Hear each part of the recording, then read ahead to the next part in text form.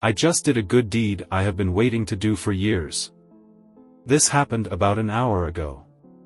As a person who used to rely on the city bus to get around while I was in school and for a bit after, I know the frustration of just missing the bus, especially after you run for it and the driver probably sees you running but drives off nonetheless. I get it, they have a schedule to keep.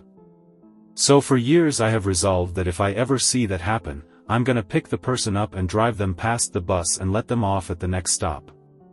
Most times I'm driving, my wife and my dog are in the car, so it is sort of a no-go. But when I'm driving by myself, I'm usually on the lookout for this LOL. Today I got up to make some spicy red pasta sauce and realized I needed one more ingredient, so I drove over the neighborhood Publix. As I'm leaving the parking lot to come back home, I see a guy running through the crosswalk waving.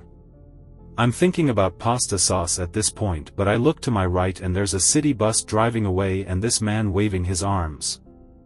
The bus line is sort of going my way, though I usually cut through the neighborhood next to ours to avoid the traffic on Biscayne Boulevard, the main street through this part of Miami. And my inner voice was like, you've been preparing for this moment for years.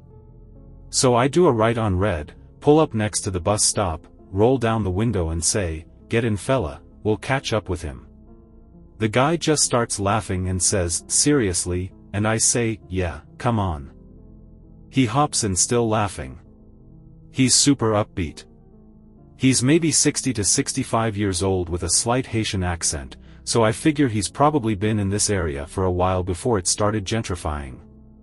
So it felt really great to do something nice like this. It took about 15 blocks to get in front of the bus and drop him at a stop. And really, we just laughed the whole way. I shook his hand, told him, "Happy New Year," and that was that. It has probably been close to a decade I've had this good deed on my mind, so 2025 is already off to a great start.